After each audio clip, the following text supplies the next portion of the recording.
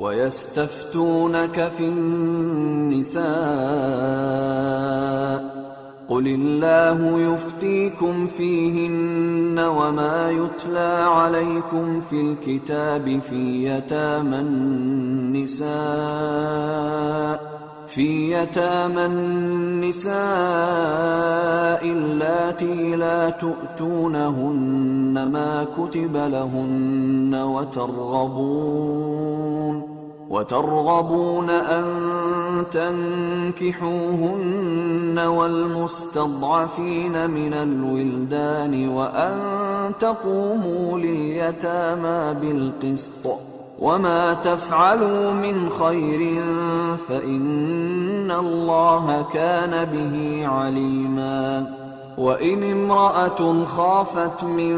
بعلها نشوزا أو إعراضا فلا جناح عليهما أن يصلحا بينهما صلحا والصلح خير وأحضرت الأنفس الشح وإن تحسنوا وتتقوا فإن الله كان بما تعملون خبيرا ولن تستطيعوا أن تعدلوا بين النساء ولو حرصتم فلا تميلوا كل الميل فتذروها كالمعلقة وإن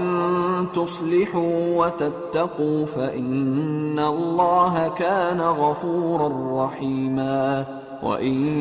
يتفرقا يغن الله كلا من سعته وكان الله واسعا حكيما ولله ما في السماوات وما في الأرض ولقد وصينا الذين أوتوا الكتاب من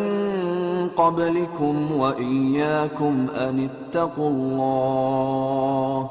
وإن تكفروا فإن لله ما في السماوات وما في الأرض وكان الله غنيا حميدا ولله ما في السماوات وما في الأرض وكفى بالله وكيلا إن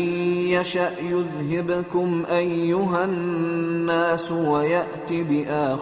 بآخرين وكان الله على ذلك قديرا من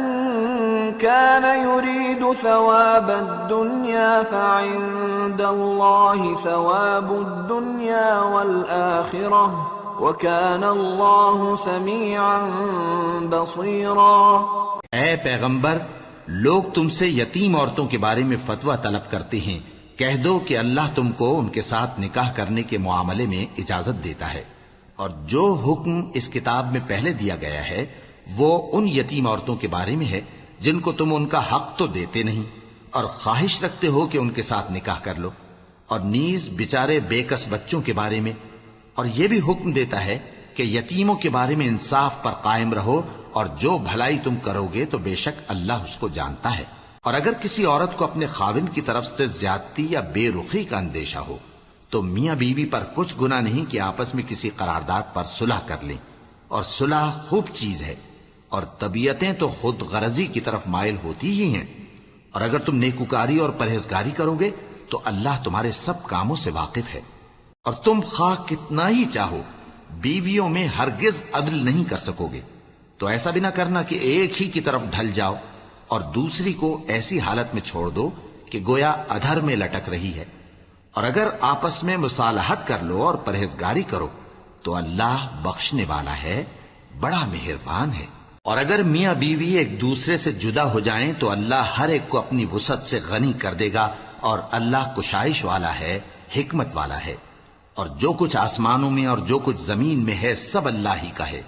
और जिन लोगों को तुमसे पहले किताब दी गई थी उनको भी और ए नबी तुमको भी हमने हुक्म ताकीदी किया है कि अल्लाह से डरते रहो।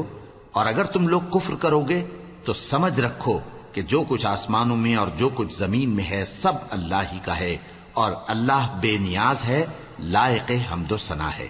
और फिर सुन रखो کہ جو کچھ آسمانوں میں اور جو کچھ زمین میں ہے سب اللہ ہی کا ہے اور اللہ ہی کارساز کافی ہے۔